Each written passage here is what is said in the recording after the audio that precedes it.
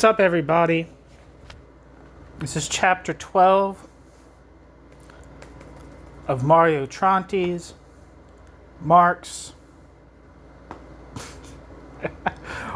Labor Power Working Class. Excuse me. That's fucking rock. Chapter 12 is titled The Strategy of Refusal. Adam Smith says, and Marx notes the accuracy of Smith's observation, that the effective great development of labor's productive power begins when labor is transformed into wage labor. That is, when the conditions of labor confront labor in the form of capital. One could go further and say that the effective development of labor's political power really begins from the moment that laborers are transformed into workers. That is, when the whole of the conditions of society confront workers as capital. We can see then that working class political power is intimately connected to the productive power of wage labor. The power of capital, conversely, is primarily a social power. Working class power is a potential power over production, that is, over a particular aspect of society.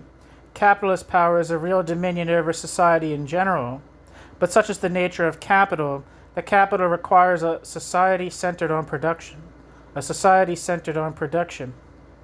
Production, a particular aspect of society, thus becomes the aim of society in general.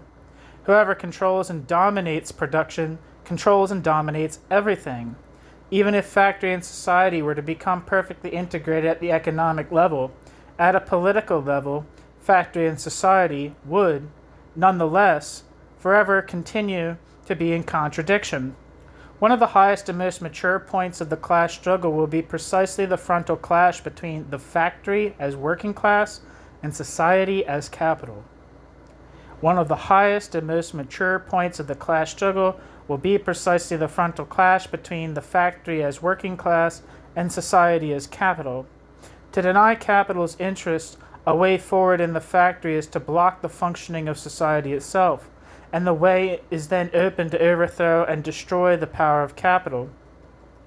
To instead seek to take over the running of the, quote, general interests of society, end quote, would, however, mean simplistically reducing the factory itself to capital, indeed by reducing the working class, a part of society, to society as a whole.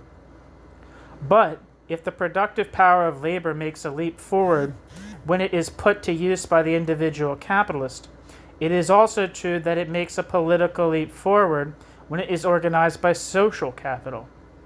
This political leap forward may not express this political leap forward's self in organizational terms, and hence, from the outside, one might conclude that this political leap forward has not happened at all.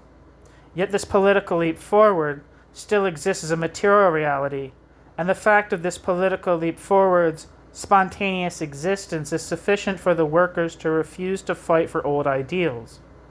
Though it may not yet be sufficient for the working class to take on the initiative in elaborating a new plan of struggle based on new objectives.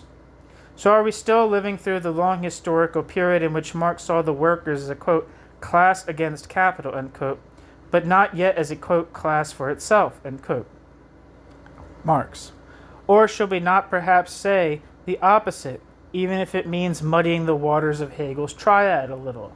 That is, that initially, faced with the direct boss, the workers immediately become, quote, a class for itself, end quote, and indeed are recognized as such by the first capitalists, and only afterwards, through a historical travail, which is perhaps not yet over, passing through terrible practical experiences, which are still ongoing, do the workers arrive at the point of being actively, subjectively, quote, a class against capital, end quote.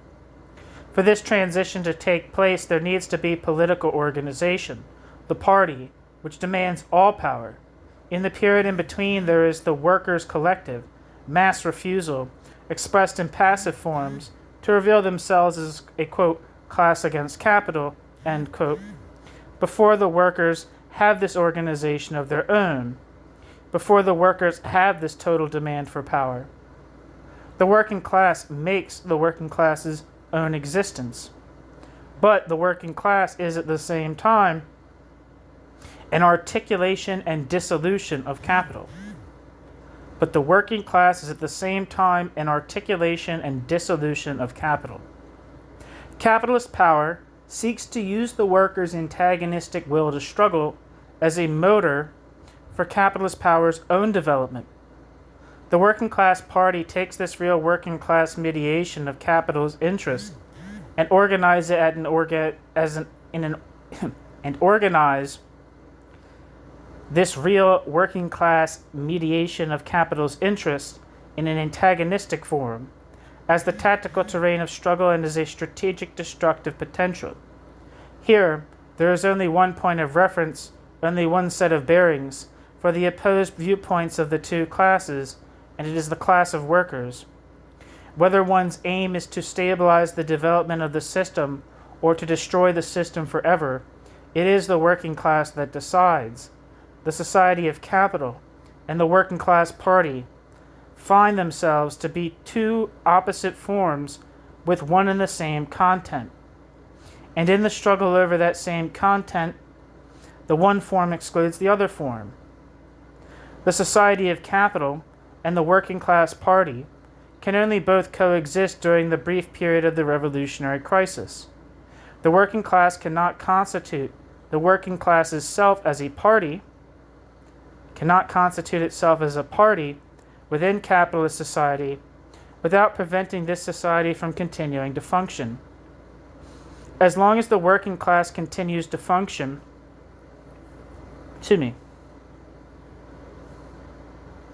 as long as it continues to function, as long as this society continues to function, this party is not the working class party. Remember, quote, the existence of a class of capitalists is based on the productive power of labor, end quote. Productive labor, then, stands in relation not only to capital, but also to the capitalists as a class.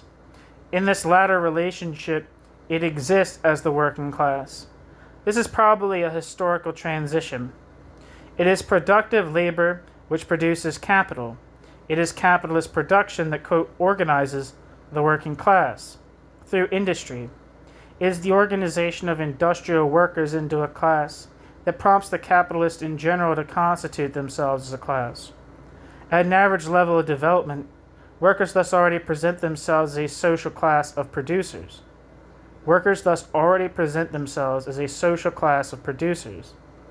Industrial producers of capital.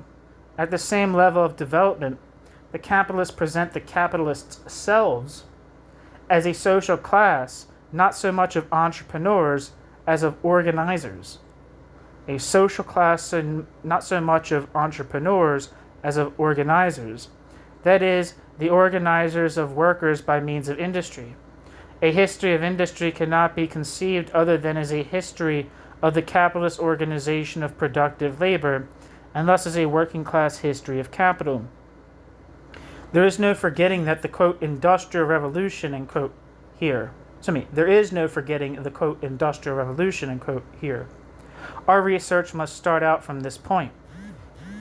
If it is ever to get to grips with the contemporary forms of capital's dominion over workers, which is, indeed, increasingly exercised through the objective mechanisms of industry, and then investigate the possible working class use of them.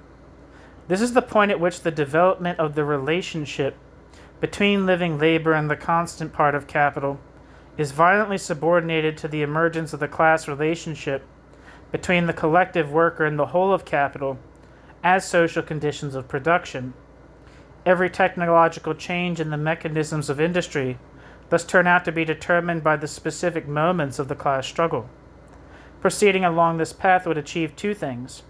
First, it would escape the trap of the apparent neutrality of the relationship between humanity and machinery.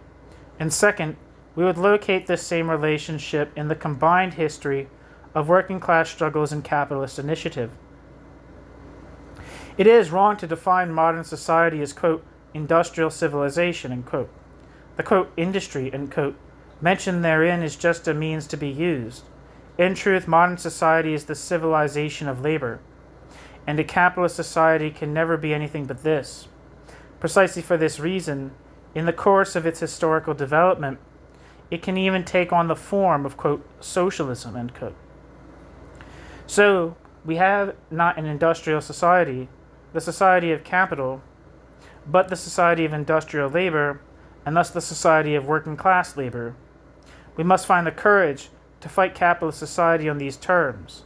Are the workers doing anything else when the workers struggle against the boss? Are the workers not above all fighting against labor?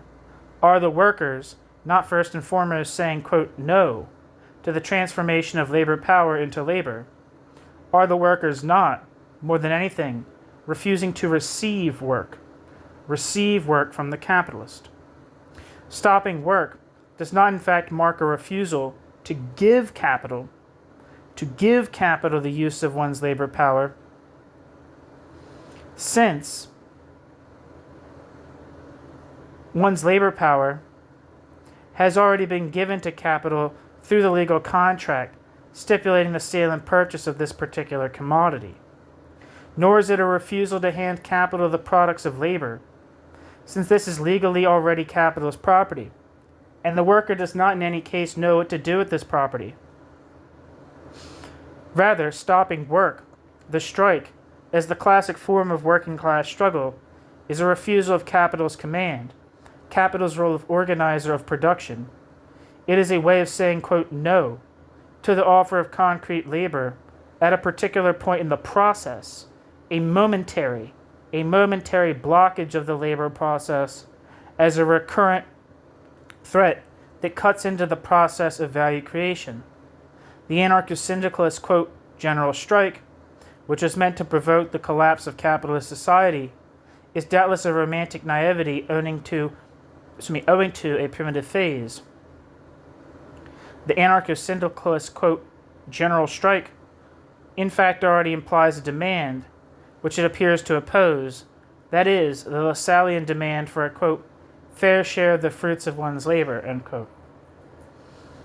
In other words, a fair, quote, stake, end quote, in capitalist profits. That's not true. In fact, these two perspectives converge in that incorrect correction which was imposed on Marx, which has subsequently enjoyed such success within the practice of the official workers' movement.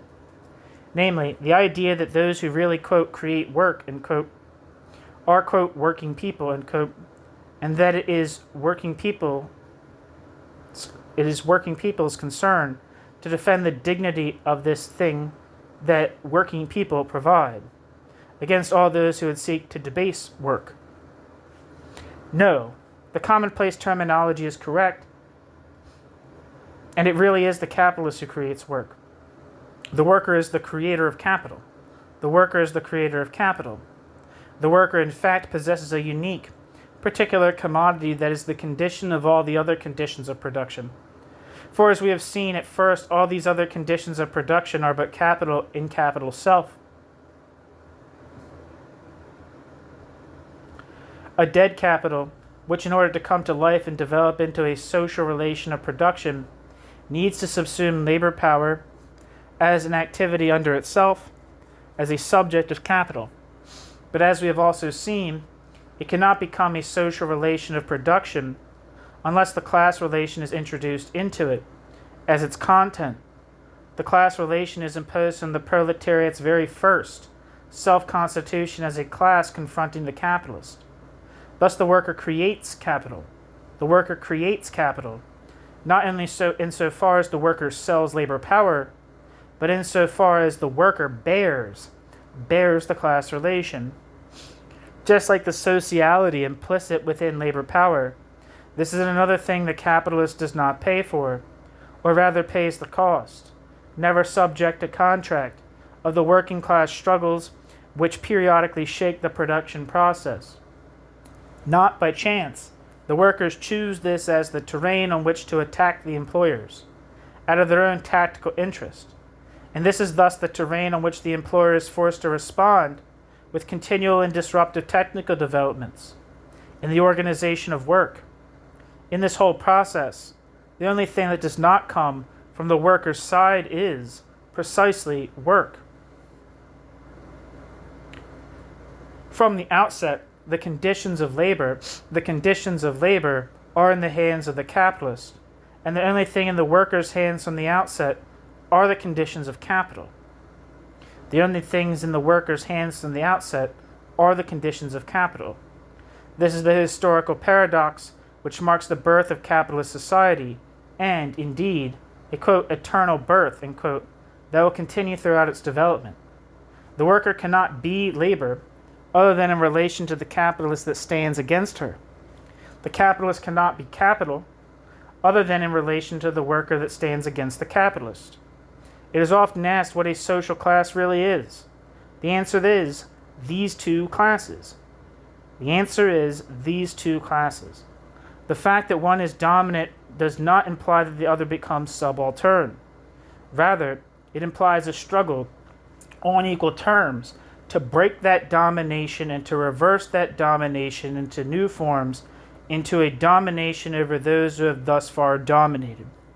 We urgently need to resume circulating an image of the working class proletariat that represents it as it really is, quote, proud and menacing, end quote. It is high time for a fresh comparison in a new historical experience that directly sets the working class against capital, of what Marx called the, quote, gigantic infant shoes of the proletariat with the dwarfish worn-out political shoes of the German bourgeoisie, end quote. Marx. We have said that the conditions of capital are in working class hands, that there is no active life in capital without the living activity of labor power, that capital is already, at capital's birth, a consequence of productive labor, and that there is no capitalist society without the working class articulation of capital.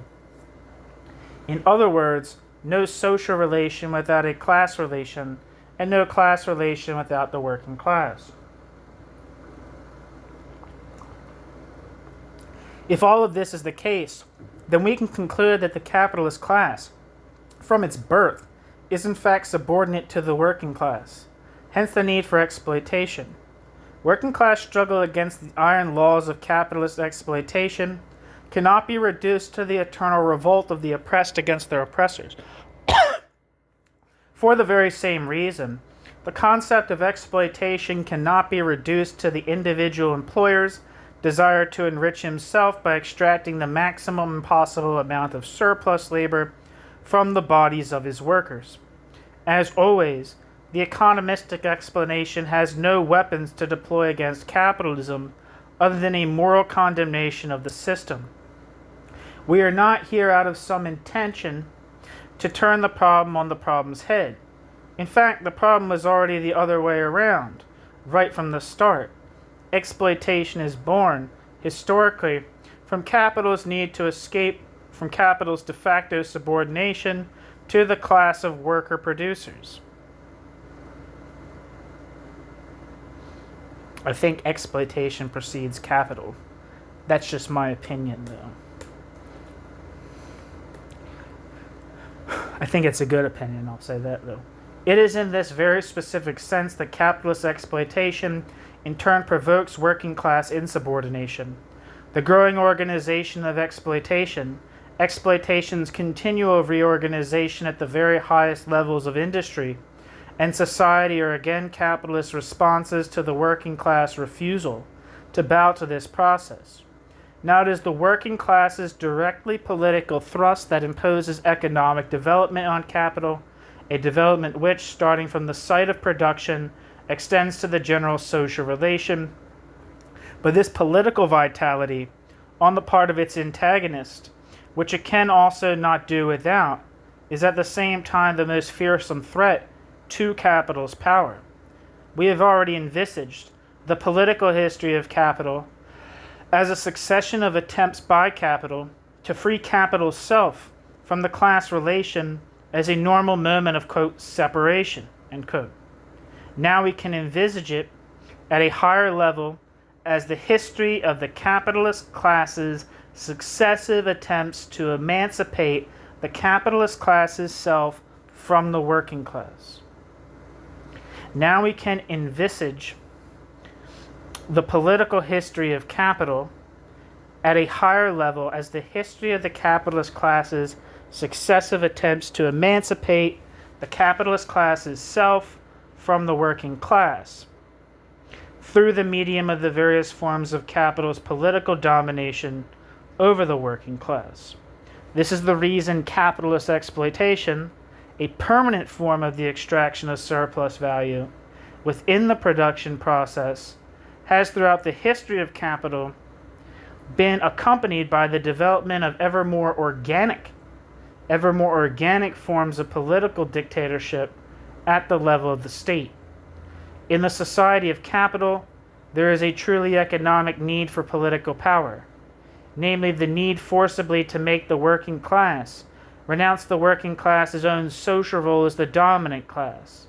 From this point of view, the present forms of economic planning are nothing more than an attempt to impose this organic form of dictatorship within democracy as the modern political form of a class dictatorship.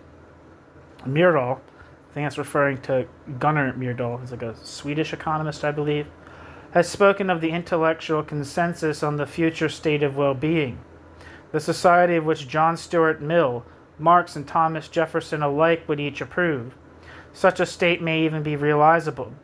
We would then have a synthesis of liberalism, socialism, and democracy. The potential accord between liberalism and democracy would finally find its ideal mediation in the shape of a social state, a system commonly known as, quote, socialism, end quote. Indeed. But here, too, we run into the need for a working class mediation, even at the level of political erudition. But, for their part, the workers would find in this, quote, socialism the ultimate form of automatic, in other words, objective, control over their movement of insubordination, a political control now in economic form. The transcendence of state capitalism by a capitalist state is not something that belongs to the future. It is already a matter of the past. We no longer have a bourgeois state over a capitalist society, but directly capitalist society's own state. When does the political state start to direct at least part of the economic mechanism? When this economic mechanism can begin to use the political state itself as an instrument of production. In other words, in the sense that we have used it thus far, as a moment of the political reproduction of the working class. As a moment of the political reproduction of the working class. The, quote, end of laissez-faire means, in substance, that working class articulation of capitalist development can no longer function on the basis of spontaneous objective mechanisms. Rather, the working class articulation of capitalist development must be subjectively imposed by way of the political initiative of the capitalists themselves, as a class. Leaving aside all the post- and neo-Keynesian ideologies, it was Keynes alone who took the capitalist point of view on a formidable subjective leap.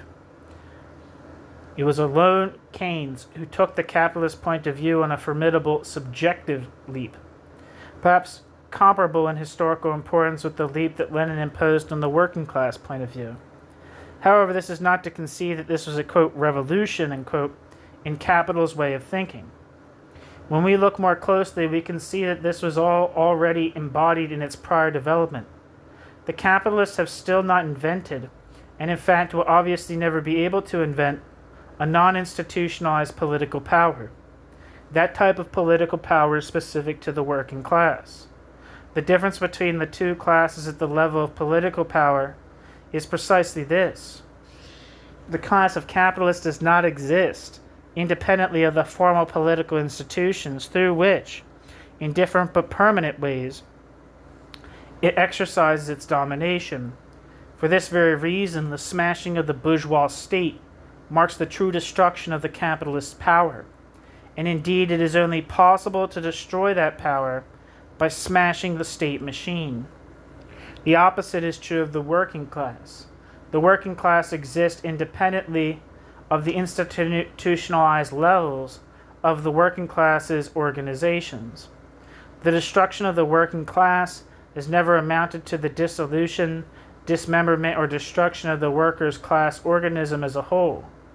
The very possibility of the withering away of the state in a society in which workers are in the saddle is to be found within the specific nature of this problem. For the class of capitalists to exist, the class of capitalists needs the mediation of a formal political level, precisely because capital is a social power which, as such, purports to dominate over everything.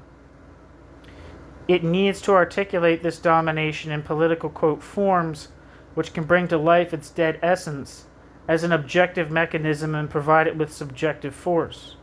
By its very nature, capital is immediately and only an economic interest, and at the beginning of its history, it was nothing more than the egotistical point of view of the individual capitalist.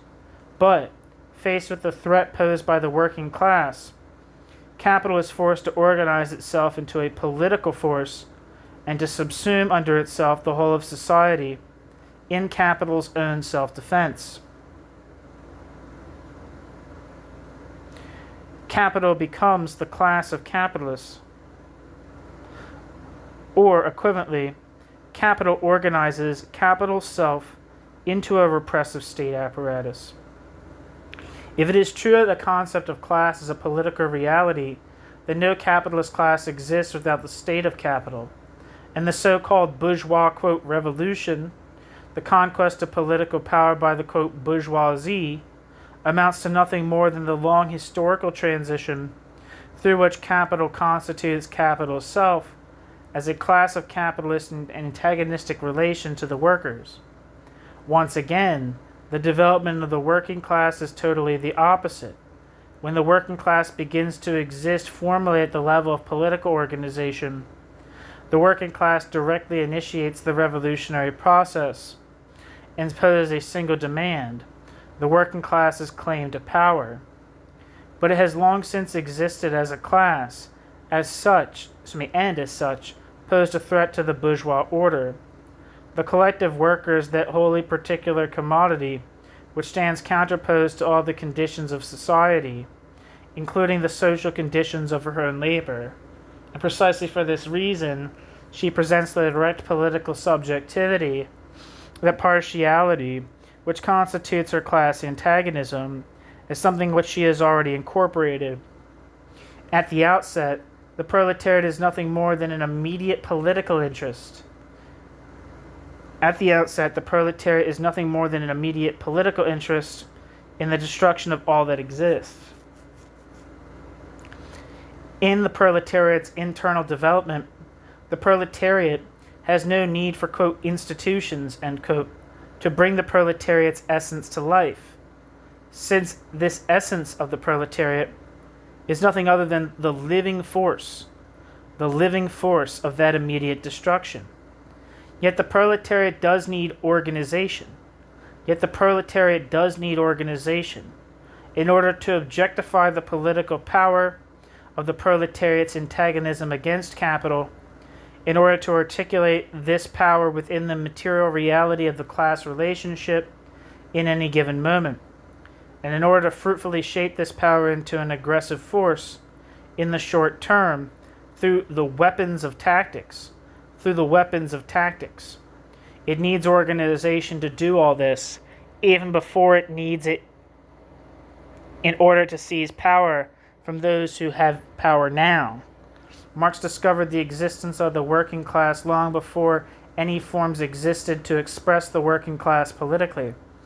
Thus, for Marx, there is a class even in the absence of the party.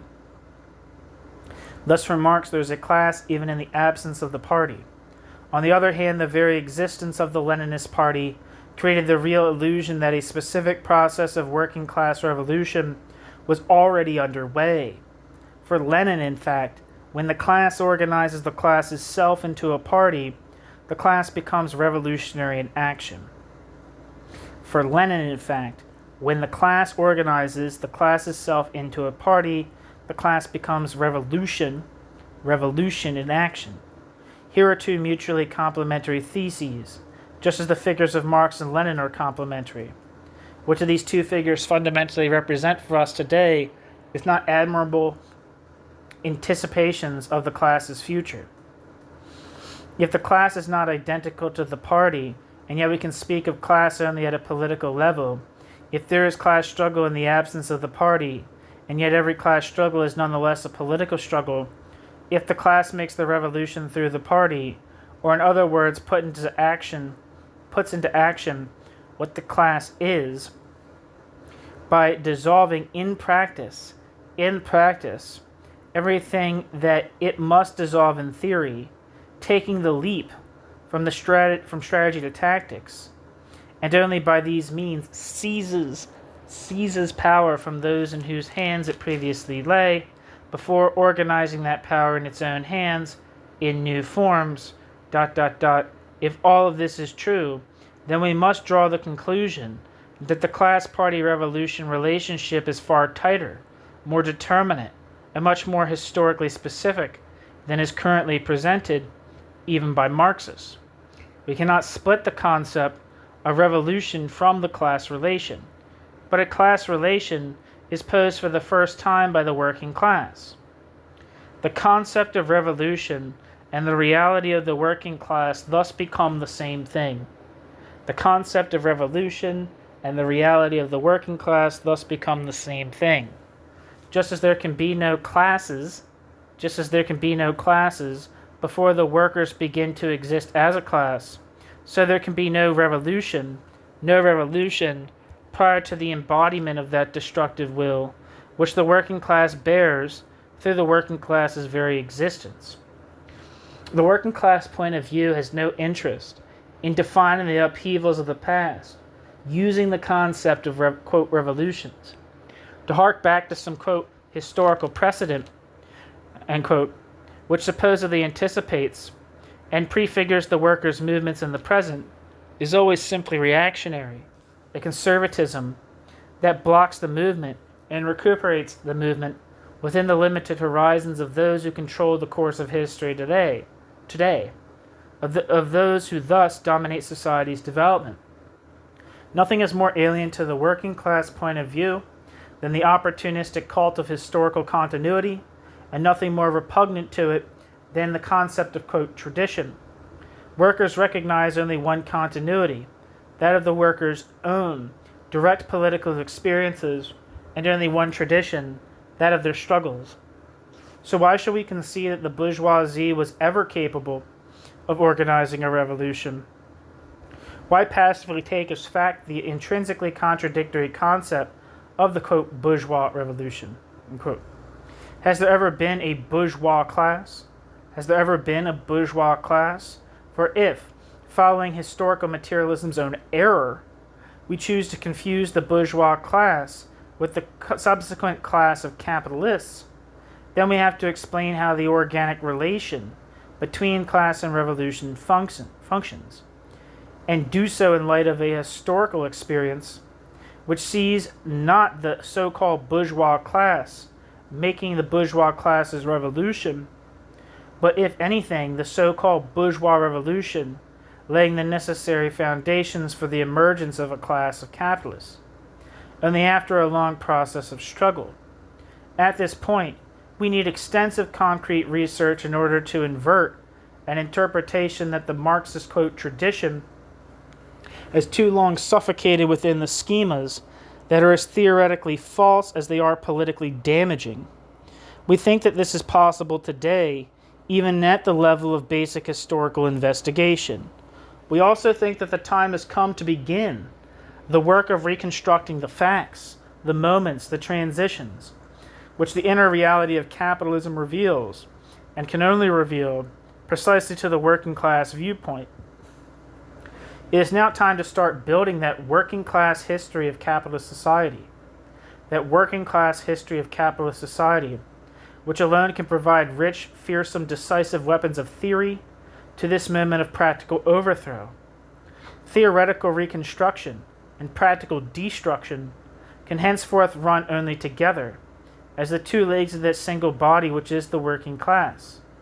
proletarian revolutions, Marx told us, quote, criticize proletarian revolutions' cells constantly, interrupt proletarian revolutions' cells continually, in proletarian revolutions' own course, come back to the apparently accomplished in order to begin it afresh, deride with unmerciful thoroughness the inadequacies, the weaknesses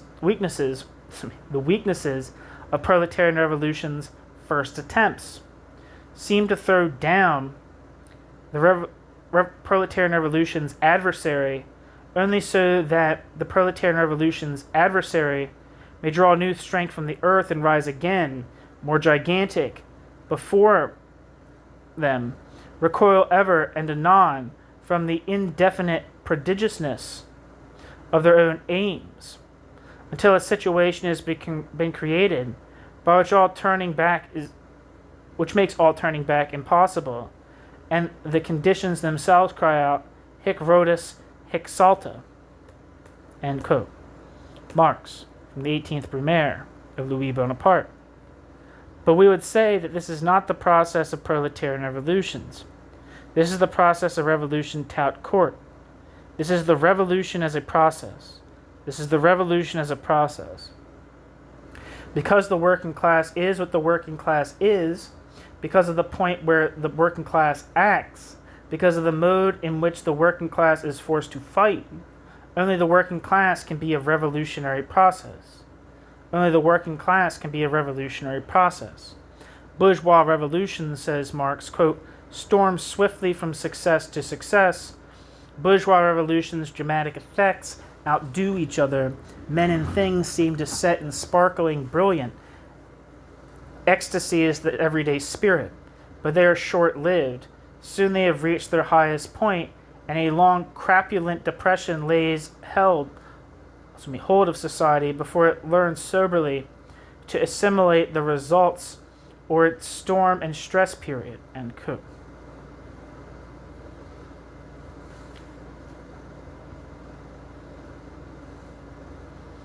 th Brumaire. We must go further and say that these are not revolutions, but something different on each occasion. They may be coups d'etat, crises in the regime, upheavals in the form of power, the exchange of power from one faction of a class to another faction of the same class, or sudden restructurings of that class's domination over the other class. The classic model of bourgeois, quote, revolution, invented by historical materialism, sees a sudden seizure of political power only after the completion of a long, gradual assumption of economic power. Hence, the class that has already come to dominate society as a whole now lays claim to the direction of the state. If these infantile schemas serve to illustrate a history book or two, fair enough. It's the least one might expect in a, quote, history book, end quote. But in the Marxist camp, errors of theory are paid for in very practical terms. This is a law whose harsh consequences the workers have all too often felt on their own hides. When it was attempted to apply the model of bourgeois revolution to the course of working class revolution, this led to the strategic collapse of the movement. And we must always bear this in mind. Copying this model, the workers would supposedly demonstrate in practice their ability to manage society economically, naturally having far more ability than the capitalists in this regard, and on this basis lay claim to direct the state. This is to see the working class management of capital as the highest, most, quote, classic, end quote, road to socialism. From the viewpoint of historical materialism, social democracy is theoretically the most orthodox workers' movement. The communist movement has fundamentally done nothing other to break down. The communist movement has fundamentally done nothing other to break and overturn in certain aspects of its practice, as necessity demanded, the logic of this essentially social democratic theory. And yet, at the beginning of the dividing line between social democracy and the communist movement was clearly established. And if an internal history of the working class is to be reconstructed alongside the history of capital, It will certainly include both of these organizational experiences, although they cannot be conceived as at the same level or attributed the same significance. There is in fact a qualitative difference between different moments of the working class struggle. When 10,000 workers marched on Manchester on the 9th of August 1842, with the Chartist Richard Pilling at their head, to negotiate with the manufacturers at the Manchester Exchange and to see how the market was going, it was not the same as Sunday the 28th of May 1871 in Paris, when Gallifet picked out all the gray-haired prisoners in order that they be shot immediately, because they had been there not only in March 71, but also June 48. And we should not reduce the first case to an offensive action by the workers and the second to an act of repression by the capitalists, because perhaps things are, in fact, the other way around. It is true that here emerges the working class articulation of capitalist development. The first time, however, was a positive initiative for the system's functioning, an initiative that only needs to be institutionally organized. The second time as a, quote, no, as a refusal to manage the mechanism of the society as it stands, merely to improve it, a, quote, no, which must be repressed by pure violence.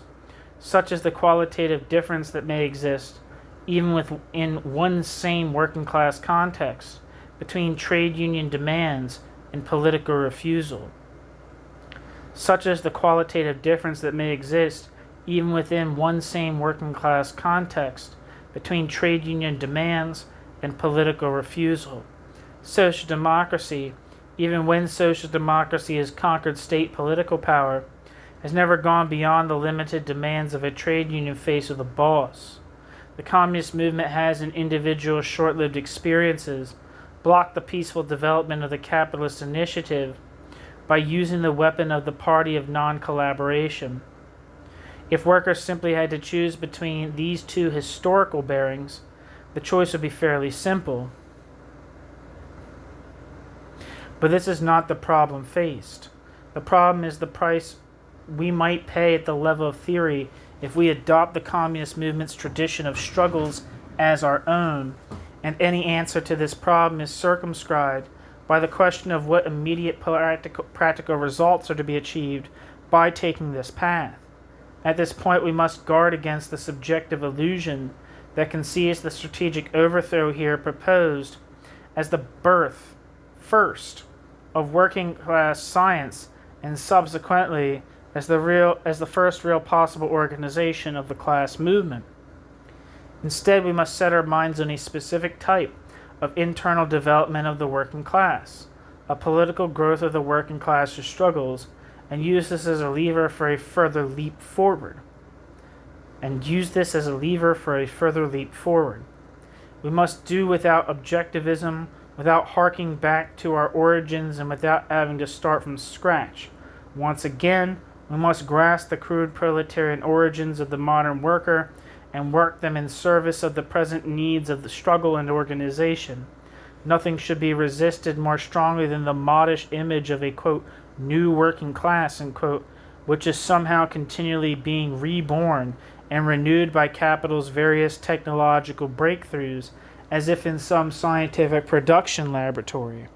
At the same time, what needs disowning is not the working class's rebellious past, that violent series of insurrections known as its, quote, desperate follies, end quote.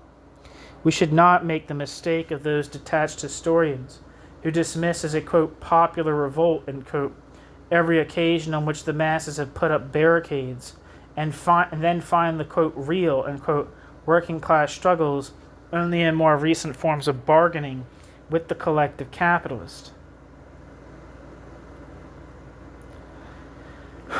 Were 1848, 1871, and 1917 working class struggles?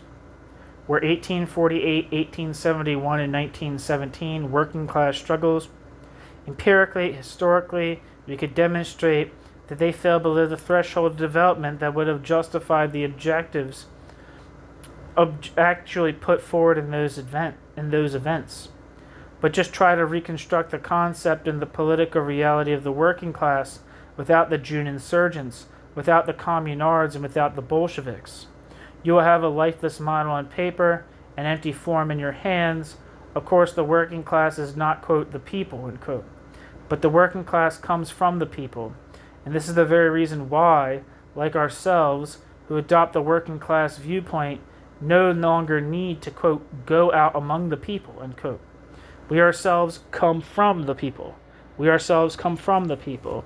And just as the working class politically frees itself from the people when it no longer takes the stance of a subaltern class, so too does working class science break with the heritage of bourgeois culture at the moment that it no longer takes the viewpoint of society as a whole, but of that part which wishes to overthrow it. Culture, in fact, like the concept of right, of which Marx speaks, is always bourgeois. In other words, culture is always a relation between intellectuals and society, between intellectuals and the people, between intellectuals and class. Culture is thus always a mediation of conflicts and their resolution through something else. If culture is the reconstruction of the totality of man, the search for man's humanity in the world, a vocation to keep united that which is divided, then it is by nature reactionary and should be treated as such. The concept of working class culture as revolutionary culture is as contradictory as the concept of bourgeois revolution. And this idea also contains that wretched counter-revolutionary thesis, whereby the working class supposedly has to relive the whole experience of the history of the bourgeoisie. The myth that the bourgeoisie had a, quote, progressive, end quote, culture, which the working class movement is now supposed to pick up from the dust where capital dropped it along with the usual old banners, has taken Marxist theoretical research into the realm of fantasy. But it has also imposed as a, quote, realistic and, quote, everyday practice the preservation of a tradition. The preservation of a tradition that is to be accepted and safeguarded as the heritage of the whole of humanity advancing along its path. Unblocking this kind of situation, as in other cases, will take the violent force of a destructive blow. Here, the critique of ideology must consciously assume the working class perspective as a critique of culture. Here, the critique of ideology must consciously assume the working class perspective as a critique of culture and work towards a dissolution of all that already exists, refusing to continue to build on the old foundations. Man, reason, history, these monstrous divinities must be fought and destroyed, just like the boss's own power. It is not true that capital has abandoned these ancient gods. Capital has simply turned these ancient gods into the religion of the official workers' movement. That is how they actively continue to govern the world. Meanwhile, the negation of these gods, which in itself presents a mortal danger for capital, is in fact managed directly by capital. Thus, anti-humanism, irrationalism, and anti-historicism become not practical weapons in the hands of the working class struggle, but cultural products in capitalist ideologies. In this way, culture, not because of the particular guise that culture momentarily assumes in the contemporary period, but precisely through its ongoing form, qua culture, becomes a mediation of the social relation of capitalism, a function of its continued conservation. Quote, oppositional, unquote, culture does not escape this fate either. Oppositional culture, quote, oppositional culture, merely presents the body of the workers' movement ideologies in the common clothing of bourgeois culture. Here, we are not interested in whether or not the historical figure of the intellectual on the side of the working class could have existed at some point, because that is decidedly impossible. Because what? What is decidedly impossible is for such a political figure to exist today. The organic intellectuals of the working class have, in reality, become the only thing that they could be organic intellectuals of the workers' movement. The old party, the old form of organization outside of the class needs these organic intellectuals. For decades, the organic intellectuals of the working class or the workers' movement have assured the relationship between the party and society without passing through the medium of the factory. And now that the factory is imposing itself, now that capital itself is calling them back into production, they become the objective mediators between science and industry. Such is the new form that is being assumed by the traditional relationship between intellectuals and the party. The most, quote, organic, and, quote, intellectual today is one who studies the working class, putting into practice the most reprehensible bourgeois science that has yet existed, namely industrial sociology, in other words, the study of the workers' movements performed on behalf of the capitalist. Here, too, the whole problem needs rejecting en bloc. The solution here is not culture that is, quote, on the side of the working class, unquote, or a working class intellectual figure. There is no culture, no intellectuals apart from those who serve capital. This is the counterpart of our solution to the other problem. There can be no working class reenactment of the bourgeois revolution, no retracing its path by the working class. For there is no revolution ever outside of the working class, outside of what the class is, unless outside what the class is forced to do. A critique of culture means a refusal to become intellectuals. A refusal to become intellectuals. A theory of revolution means the direct practice of class struggle. This is the same relation as the one between working class science and the critique of ideology, and between these two things is the moment of subversive praxis. We said earlier that the working class point of view cannot be separated from capitalist society. We should add, it cannot be separated from the practical necessities of the class struggle within capitalist society.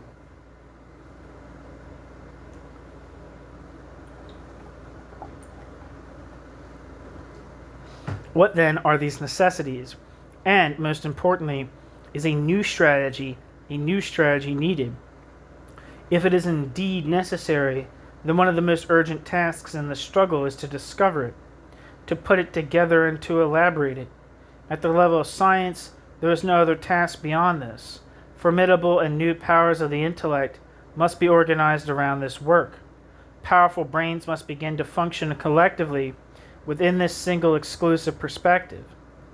A new form of antagonism must take to the level of working class science, bending the science towards new ends, and then transcending it in the wholly political act of practice. The form of this struggle is the refusal, the organization of the working class. Quote, no. The refusal to collaborate actively in capitalist development. The refusal to put forward a positive program of demands. We can identify the germ of these forms of struggle and organization right from the very start of the working class history of capital, right from the time that the first proletarians were constituted as a class. But the full development, the real significance of these forms, comes much later, and they still exist as a strategy for the future. Their possibilities of material functioning increase as the working class grows quantitatively, as the working class becomes more concentrated and unified, as the working class gradually develops in quality and becomes internally homogeneous, and as it increasingly succeeds at organizing itself around the movements of its own total power. These forms thus presuppose a process of accumulation of labor power, which, unlike the accumulation of capital, has a directly political meaning. Accumulation of labor power implies the concentration and growth not of an economic category, but of the class relation which underlies it, an accumulation, therefore, of a political power which is immediately alternative, even before it comes to be organized through its own particular, quote, great collective means, end quote. The refusal is thus a form of struggle which grows simultaneously with the working class, and the working class is at the same time both a political refusal of capital and the production of capital as an economic power. This explains why the working class's political struggle and the terrain of capitalist production always form a single whole. Insofar as the working class's political struggle and the terrain of capitalist production could not be absorbed by the capitalist, I fucked that up. Insofar as they could not be absorbed by the capitalists, the very first proletarian demands objectively functions as forms of refusal which put the system in jeopardy.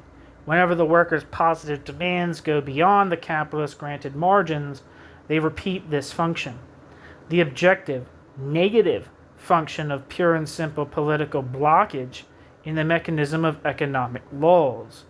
Every conjunctural transition, every structural advance in the economic mechanism must therefore be studied in terms of its specific moments, not only so as to ask, from the working class point of view, what capital cannot now give. In such circumstances, the demand is refusal sets off a chain of crises in capitalist production, each of which demands the tactical ability to drive forward the level of working class organization.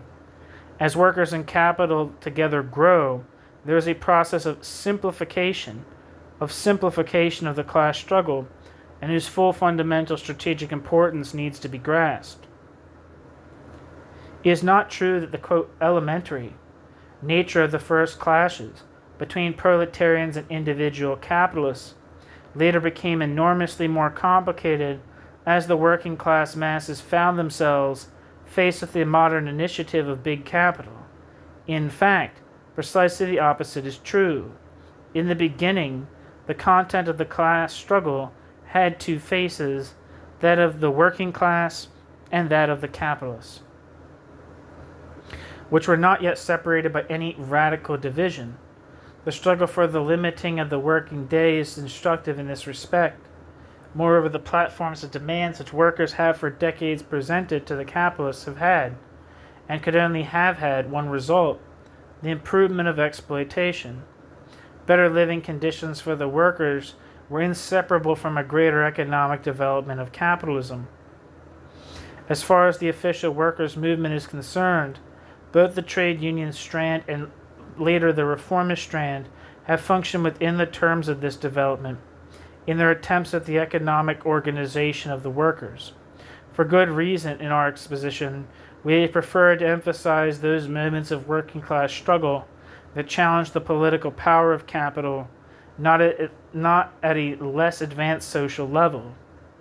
The fact remains that this historical terrain of the class struggle, which has not disappeared from the world, should be reduced to a simple and direct clash between antagonistic forces only on condition that we work to analyze the high points of successive developments and criticize the results at which they arrived. This presents a landscape in which the class struggle has always been complicated and mediated in its outward relations by situations, even political situations, which are not themselves class struggle. These situations increasingly lose importance as the residues of the pre-capitalist past burn up, and all the utopian features built on top of the working class fall away.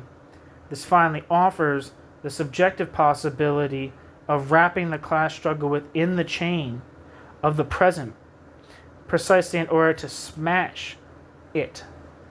In this process, we have to grasp from the working class point of view not only the quantitative growth and massification of the antagonism, not only its ever more homogeneous internal unification, but also through this, the gradual reacquisition of its primitive, direct elementary nature. In other words, is a counterposition between the two classes, each of which gives life to the other, but only one of which holds in its grasp the possible death of the other. Leaving aside earlier periods of history and moving forward to the highest point of development, we can see how self-evident is that simplest of revolutionary truths. Capital cannot destroy the working class, but the working class can destroy capital. Leaving aside earlier periods of history and moving forward to the highest point of development, we can see how self-evident it is how self-evident is that simplest of revolutionary truths. Capital cannot destroy the working class, but the working class can destroy capital. The cook who ought to be able to govern the workers' state, as Lenin put it, must henceforth be enabled to function on the basis of these fundamental categories as a theorist of working class science. The masses of working class demands must become ever more simple and united. There must come a point where all of them will disappear, except one, the demand for power, all power, to the workers. This demand is the highest form of refusal. This demand already presupposes a de facto inversion of the relation of domination between the two classes.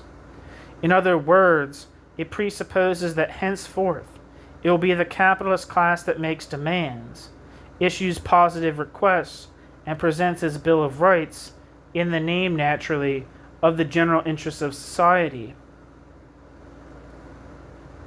And it will be the workers who are rejecting what is asked of them.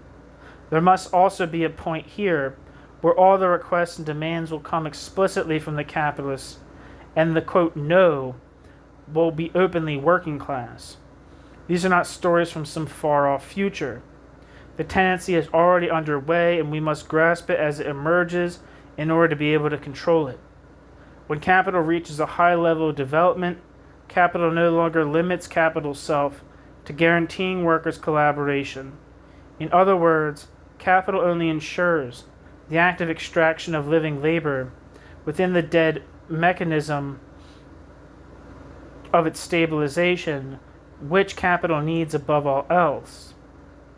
At significant points, it now makes a transition to the point of expressing its objective needs through the subjective demands of the workers.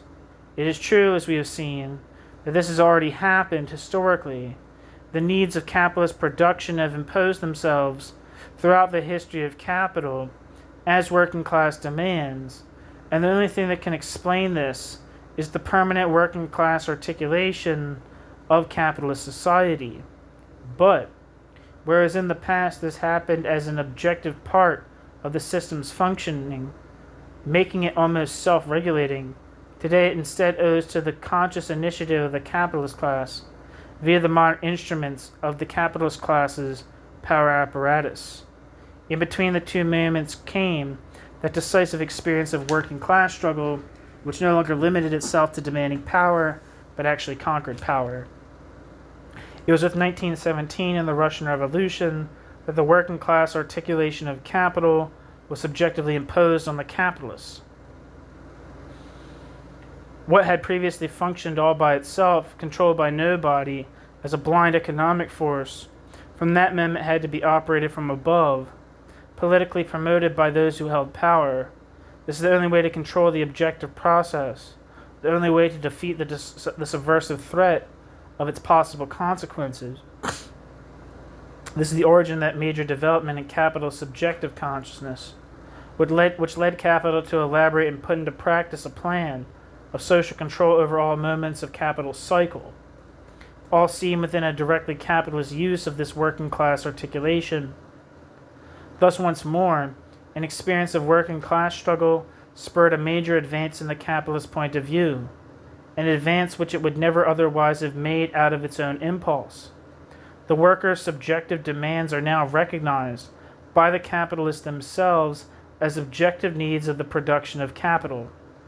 As such, the workers' subjective demands are not only subsumed but solicited, no longer simply rejected but collectively negotiated. The mediation that takes place at the institutional level of the workers' movement, and particularly at the trade union level, here requires the decisive and irreplaceable importance. The platform of demands that the trade union puts forward is reviewed and checked by the very people on whom it is supposed to be imposed. The same bosses who are supposed to take it or leave it. Through the trade union struggle, working class demands can do nothing more than reflect capital's own needs. And yet capital cannot pose this necessity directly, all by capital's self, not even if capital wanted to, not even when capital reaches capital's highest point of class consciousness. Rather, at this point, capital acquires precisely the opposite consciousness. Capital must find ways to have capital's own needs met, put forward by capital's enemies. Capital must articulate capital's own movement via the organized movements of the workers. We might ask, what happens when the form of working class organization takes on a wholly alternative content? When it refuses to function as an articulation of capitalist society. When it refuses to shoulder capital's needs through meeting working class demands. The answer is that, at that moment and starting from that moment, the system's whole development mechanism is blocked.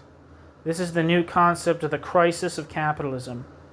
This is the new concept of the crisis of capitalism that we must start to circulate.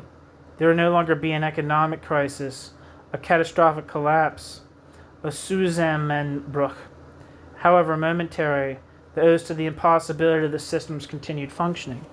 Rather, it will become a political crisis imposed by the subjective movements of the organized workers through a chain of critical conjunctures provoked by the working class strategy of refusing to resolve the contradictions of capitalism and by the tactic of organization within the structures of capitalist production, but outside of and free of its political initiative. Of course, it remains necessary to block the economic mechanism and, at the decisive moment, to incapacitate the economic mechanism. But the only way to achieve this is via the working class's political refusal to be an active part of the whole social process, and furthermore, its refusal to even passively collaborate in capitalist development. In other words, the renunciation of precisely that form of mass struggle which today unites the movements led by the workers in advanced capitalist countries. You must say clearly that this form of struggle, that is what it is no longer enough. For decades, the working class struggle has been reduced to non-collaboration, passivity, even on a mass scale, and refusal, but it has not been political, nor subjectively organized, nor inserted into a strategy, nor practiced in tactical terms, but all this marks the highest form of spontaneism. Not only is this no longer enough to provoke the crisis, but it has, in fact, contributed to the stabilization of capitalist development. It is now one of the objective mechanisms through which capitalist initiative now controls and makes use of the class relation that drives it. We must break this process before it becomes yet another heavy historical tradition for the workers' movement to shoulder. It is necessary to move on to another process, albeit without losing the basic positive elements of this one. Obviously, non-collaboration must be one of our starting points, and mass passivity at the level of production is the material fact from which we must begin. But at a certain point, all this must be reversed into its opposite. When it comes to the point of saying no, the refusal must also become political, and therefore active, subjective, and organized. It must once again become an antagonism, this time at a higher level. It is impossible to think of initiating a revolutionary process without this. This is not a matter of instilling in the mass of workers the consciousness that they must fight against capital and for something that will transcend capital in a new dimension of human society. What is generally known as, quote, class consciousness, and, quote, is for us nothing other than the moment of organization, the function of the party, and the problem of tactics, the channels which must carry the strategic plan through to a point of practical breakthrough. And at the level of pure strategy, there is no doubt that this point is provided by the very advanced moment in which this hypothesis of struggle becomes a reality. The working class refusal to present demands to capital, the total rejection of the whole trade union terrain, the refusal to limit the class relation within a formal legal contractual form. This is the same as forcing capital to present the objective needs of capital's own production directly and negating the working class mediation of development. It blocks the mechanism's working class articulation. Ultimately, this means depriving capital of capital's content, of the class relation that is capital's basis. For a period, class relations must be managed by the working class through the working class's party, just as up till now it has been managed by the capitalist class through its state. It is here